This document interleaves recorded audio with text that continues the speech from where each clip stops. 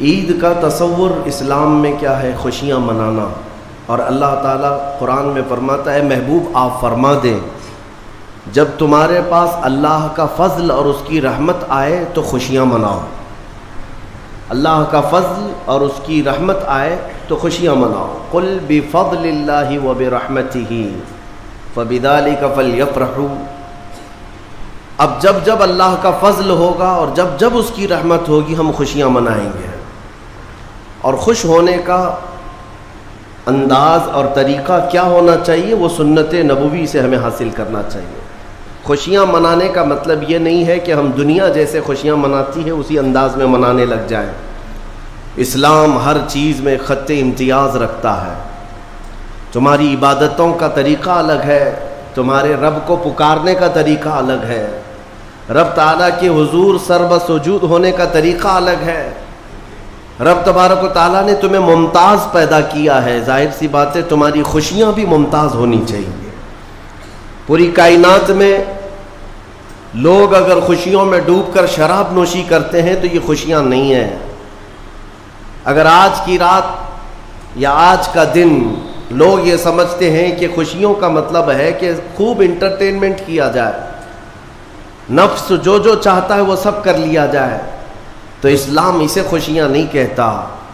میرے عزیزو، میں یقین کے ساتھ کہتا ہوں کہ اسلام میں جو بھی عید آئی ہے، جو بھی عید ہے، آپ اس کا تجزیہ کر کے دیکھیں. آپ کو کھلے میدانوں میں سڑکوں پر چھوڑ نہیں دیا جاتا کہ دن بھر جو کرنا ہے کرو، نہیں، بلکہ خوشیاں منانے کا طریقہ یہ بتایا گیا ہے کہ سب سے پہلے اٹھنے کے بعد وضو، غسل، عطر، خوشبو کے ساتھ پہلے بارگاہ رب العزت میں آؤ اور سجدہ کرو. یہ خوشیاں منانے کا سب سے پہلا طریقہ یہ ہے کہ مسلمان جب سب سے زیادہ خوش ہوتا ہے تو سجدہ کرتا ہے. تو سجدہ کرنے کے لیے آج عیدگاہوں میں، مسجدوں میں جو لوگوں کی آج قطاریں ہیں، صفیں لگی ہیں، میرے عزیزو، یہ اسلام کا خوشی منانے کا طریقہ ہے. یہ نہیں کہ لوگوں کے درمیان کچرا بن کر کے، لوگوں کو ایذا دے کر کے خوشیاں منائی جائے. اسلام اس کا قائل نہیں ہے. بہرحال سب سے بڑی خوشی ہمارے لیے کون سی ہے؟ اللہ نے فرمایا قرآن میں، اے محبوب آپ فرما دیں جب اللہ کا فضل آئے اور اس کی رحمت تو خوشیاں مناؤ. تو اللہ کا فضل اور اس کی رحمت کیا ہے؟ اللہ کا فضل اور اس کی رحمت کیا ہے؟ بہت ساری چیزیں. رمضان یہ اللہ کا فضل ہی تو تھا. تمہیں کھلا پلا رہا ہے یہ اللہ کی رحمت ہی تو تھی. تمہیں صحت اور تندرستی دیا یہ اس کی رحمت ہی تھی. تو یہ فضل اور یہ رحمت ہے. لیکن سب سے بڑی رحمت جب تمہارے پاس آئے تو خوشیاں مناؤ. قرآن کہتا ہے سب سے بڑی رحمت کیا ہے؟ وما ارسلناک الا رحمتا للعالمین. محبوب ہم نے آپ کو سارے جہانوں کی رحمت بنا کر بھیجا ہے. پتہ یہ چلا کہ کائنات کی سب سے بڑی رحمت مصطفیٰ کریم کی ذات پاک ہے، اور جب وہ آئیں تو سب سے بڑی خوشی کا دن ہوتا ہے. اسی لیے کہا ہے کہ دونوں عیدوں سے افضل ہے عید میلاد رسول.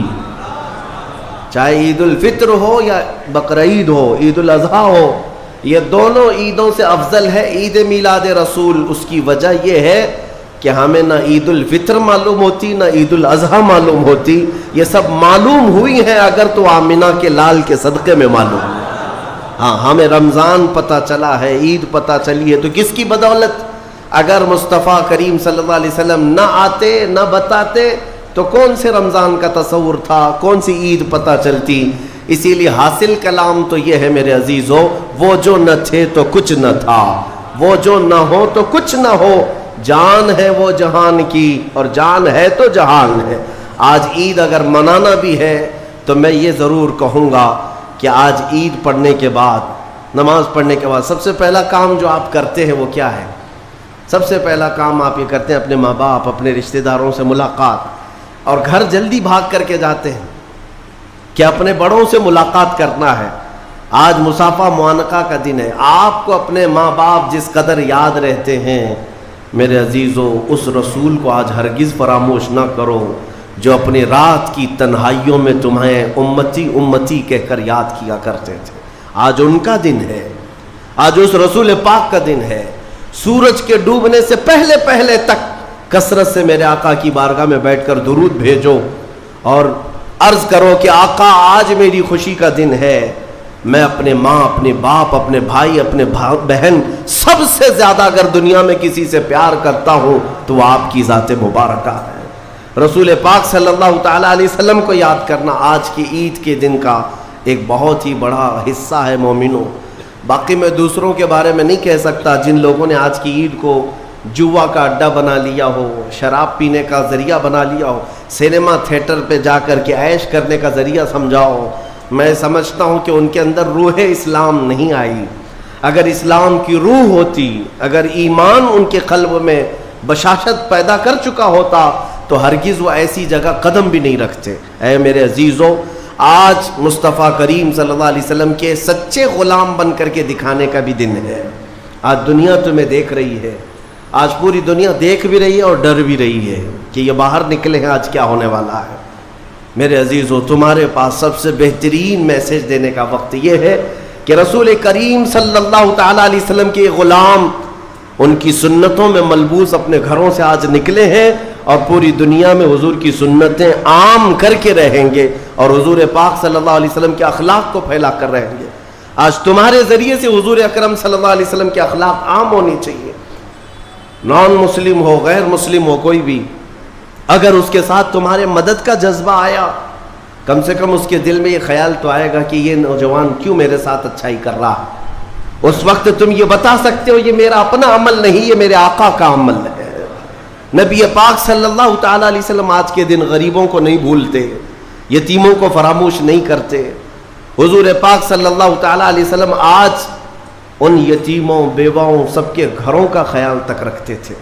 عزیزان گرام وقار، آج عید کے ان لمحات میں یقیناً رمضان المبارک گزر جانے کے بعد خوشیوں کا دن ضرور ہوتا ہے، لیکن ساتھ ہی آج ہمیں قلق بھی ہے، غم بھی ہے ہمارے ان بھائیوں کا جو آج عید منانے کے لیے یا تو ہمارے ساتھ نہیں ہیں، ناحق جیلوں میں بند ہیں، کچھ بے قصور قیدی ہیں، اور بہت سارے وہ لوگ ہیں جن کے ہاں اسباب کی کمی ہے اور کوئی عید نہیں ہے ان کے ہاں۔ وہ فلسطین کا علاقہ ہو کہ شام ہو کہ یمن ہو کہ عراق ہو، ان کے ہاں کوئی عید نہیں۔ وہ کھلے میدانوں میں آج بھی ایک ایک روٹی اور بوٹی کے لیے ترس رہے ہوں گے۔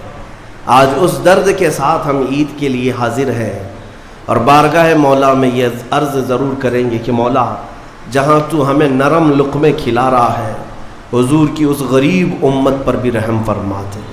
ایک